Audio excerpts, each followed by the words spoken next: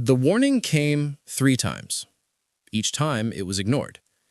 Captain Eva Mendez stood on the bridge of the Morning Star, staring at the holographic message that floated in front of her. The symbol of the Galactic Council glowed red against the darkness of space. The message was simple, direct, and absolute. Sector 47J is forbidden. Do not approach. Do not investigate. This is your final warning. Eva crossed her arms. Behind her, the small crew of the research vessel waited in silence. They had seen the warnings too. Everyone in the galaxy had seen them. Sector 47J, better known as the Void Sector, had been off-limits for 300 years. No one knew why. The Council never explained. They just repeated the same words over and over. Stay away. Captain. The voice belonged to Marcus Chen, her chief engineer. He was young, barely 30, with nervous hands and brilliant eyes. They're serious this time.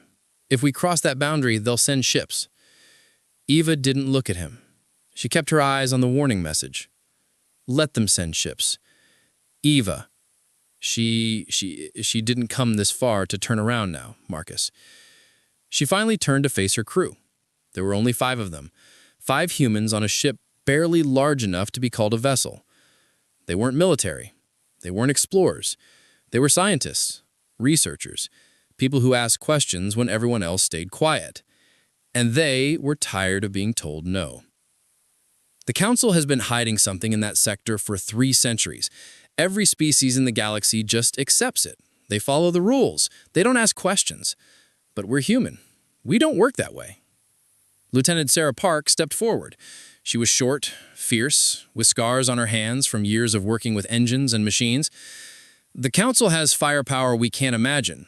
If they catch us, they won't catch us, Eva interrupted. We're small, we're fast, and we're smarter than they think. Or we're more stupid, muttered Dr. James Rivera from his station near the back. He was the oldest among them, 52 years of gray hair and tired wisdom.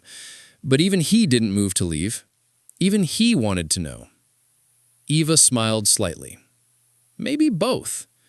She walked to the center of the bridge and placed her hand on the navigation console.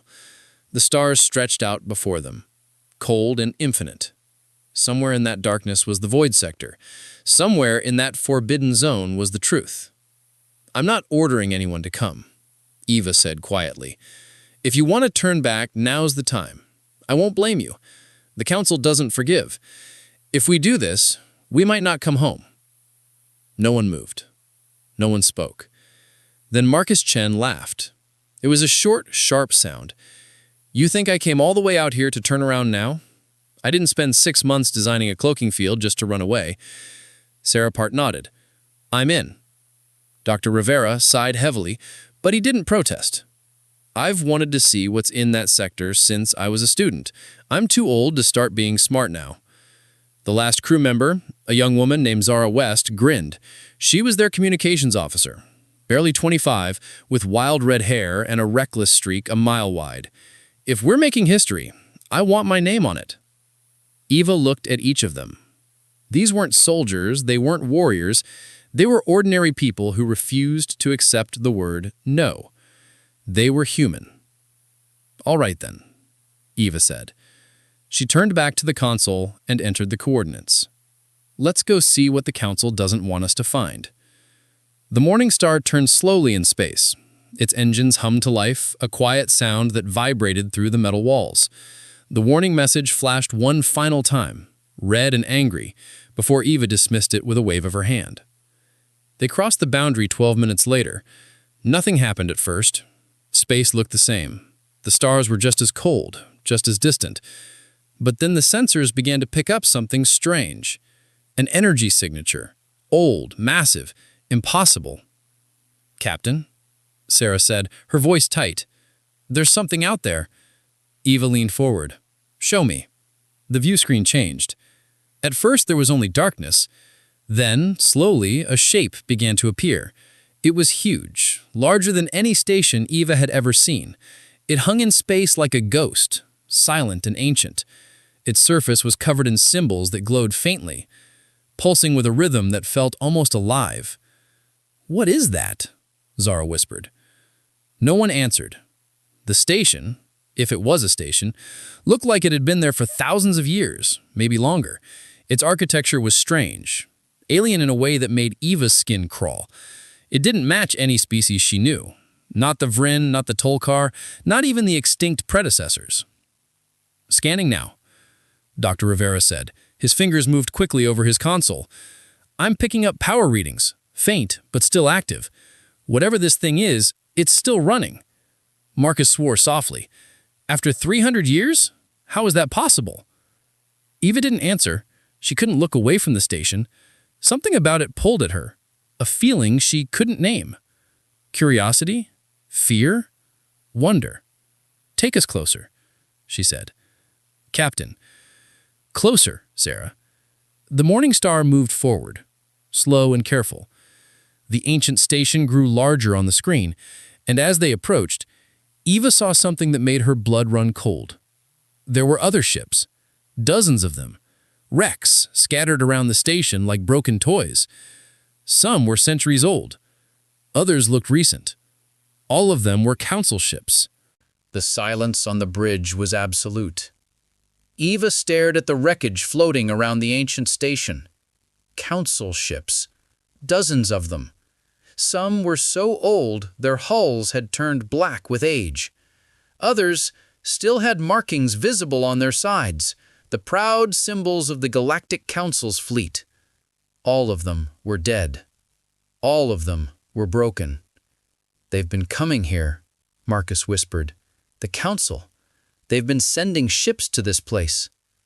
"And none of them made it back," Sarah added. Her hands trembled slightly on the navigation controls. Eva's mind raced.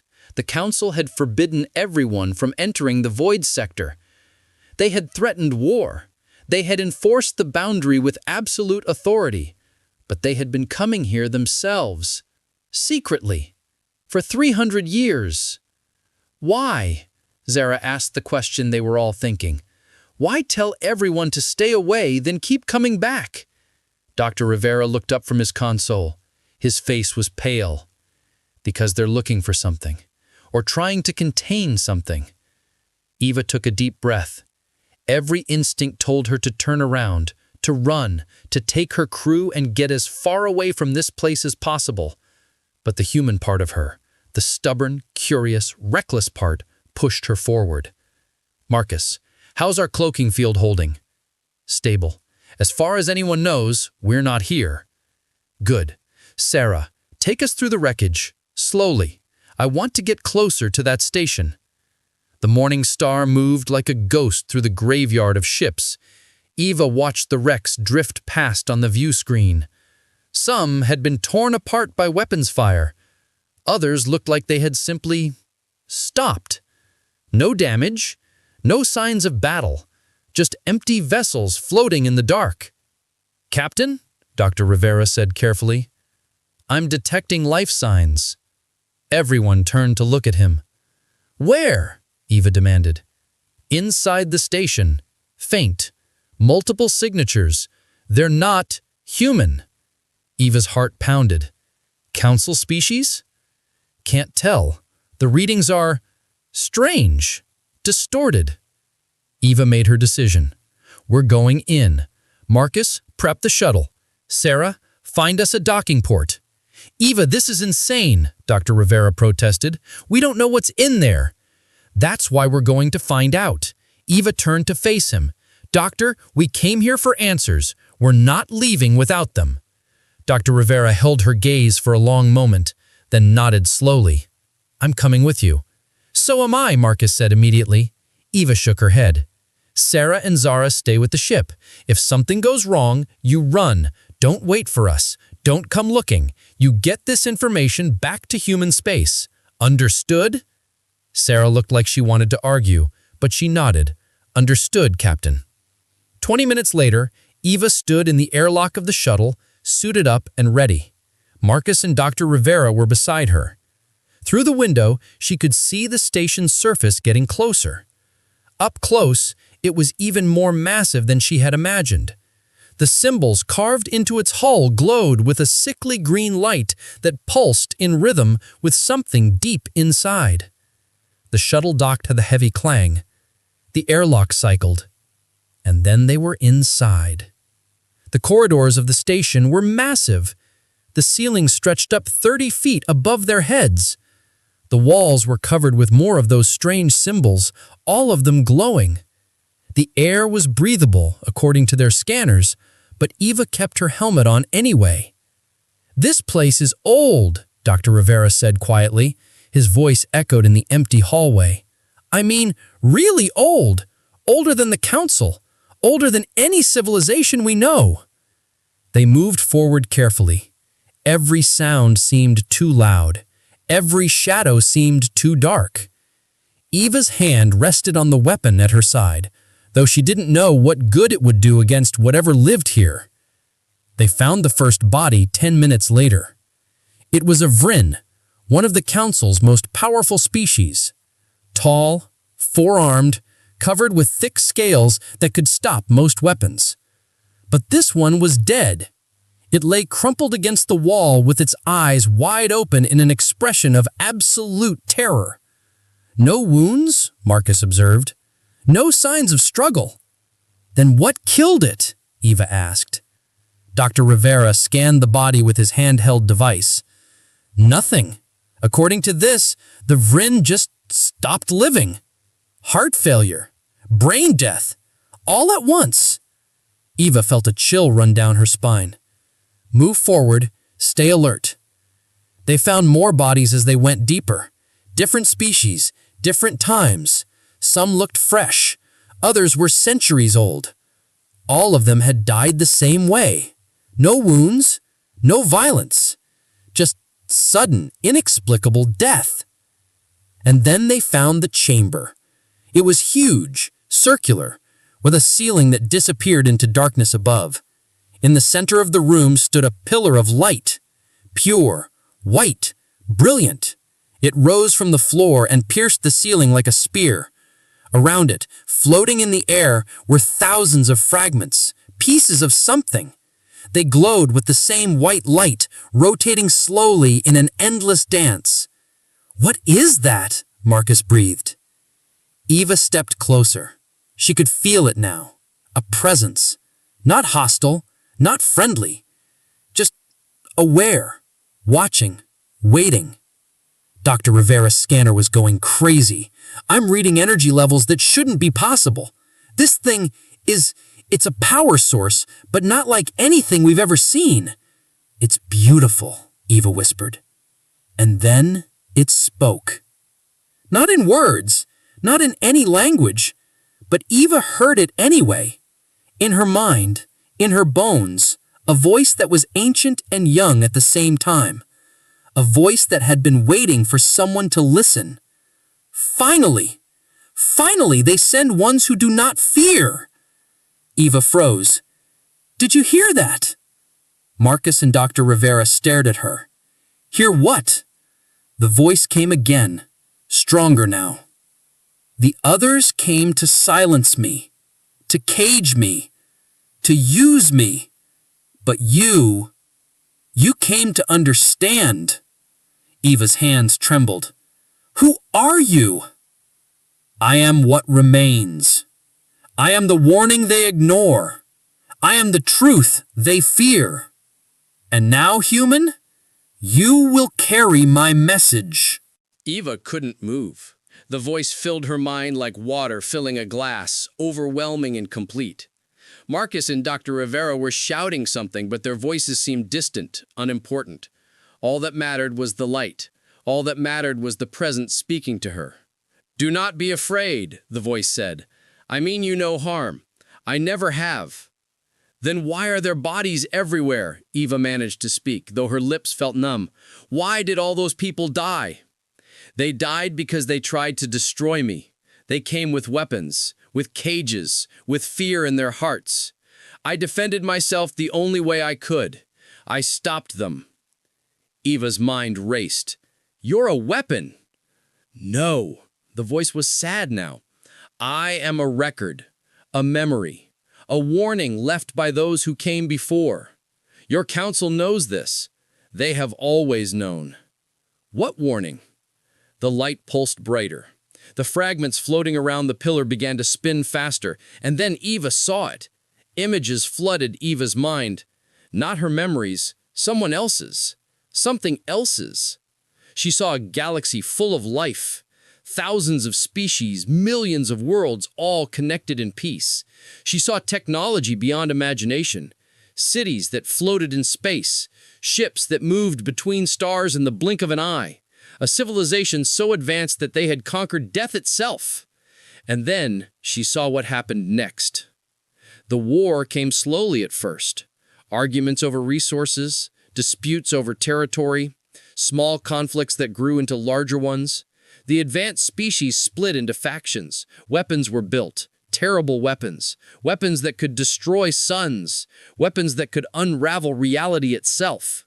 The war lasted 1,000 years. When it ended, the galaxy was empty. Almost everything died. The great civilization destroyed itself completely. Only a few survived. Only a few remained to witness what they had done. And they built this station, this monument, this warning. We left this message, the voice explained, so that others would not make our mistake. We left it here so that the species who came after us would know the price of unchecked power, the price of pride, the price of believing that might makes right. Eva felt tears running down her face inside her helmet. The council found this place. Yes, 300 years ago. They learned our history. They saw what we became. And they were terrified. Because they're walking the same path, Eva whispered. Yes, the council controls through strength, through military power, through fear. They saw themselves in our warning. They saw their own future. And instead of changing, instead of learning, they tried to hide the truth. Marcus grabbed Eva's arm. She could hear him now, his voice cutting through the presence in her mind. Eva, Captain, we need to leave. The station's power levels are spiking. But Eva couldn't leave. Not yet. Why tell me this? Why speak to me when you killed everyone else? Because you are different, the voice said gently.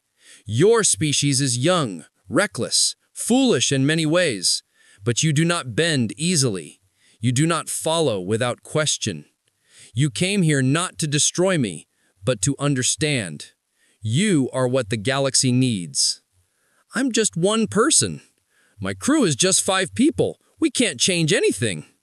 You can do what the council cannot. You can choose differently. You can learn. The light began to fade. The fragments slowed their spinning. Eva felt the presence pulling away, retreating back into whatever ancient depths it came from. Take my warning to your people, human. Tell them what I have shown you. The council will try to stop you. They will call you a liar. They will threaten you. But some will listen. Some will hear. And that is enough. Wait, Eva called out. What do I tell them? What do I say? The voice was barely a whisper now. Tell them that power without wisdom leads only to ash. Tell them that those who ignore warnings always pay the price. Tell them that the strongest species is not the one with the biggest weapons, but the one who knows when not to use them. And then the presence was gone. Eva stood in the silence, breathing hard. The pillar of light had dimmed to a faint glow. The fragments had settled, motionless. Marcus and Dr. Rivera were beside her, their faces pale and frightened. We need to go, Dr. Rivera said urgently. Right now. They ran. Back through the corridors, past the bodies, past the symbols, back to the shuttle. The station shuddered around them as they moved, as if it was waking up or shutting down. Eva didn't know which and didn't care. She just ran. The shuttle detached from the station with seconds to spare. Through the window, Eva watched as the ancient structure began to glow brighter. The symbols on its surface flared with light. And then, slowly, it began to collapse inward. Not exploding, not breaking, just folding into itself, layer by layer, until there was nothing left but empty space. It's gone, Marcus breathed. No, Eva said quietly. It's not gone. It's just sleeping again, waiting for the next ones who need to hear the warning. The Morning Star was waiting for them. Sarah and Zara helped them on board, their faces full of questions. Eva would answer them. She would tell them everything. But first, they needed to get out of the void sector. They needed to get home. As the ship turned toward human space, Eva sat in her captain's chair and thought about what she had seen. The council would try to stop her. They would deny everything. They would call her a traitor. But she would tell the truth anyway, because that's what humans did. They asked questions, they challenged authority, they refused to stay silent. 3 days later, the Morning Star crossed back into Council space. Immediately, 6 warships appeared, surrounding them. A message came through, cold and threatening.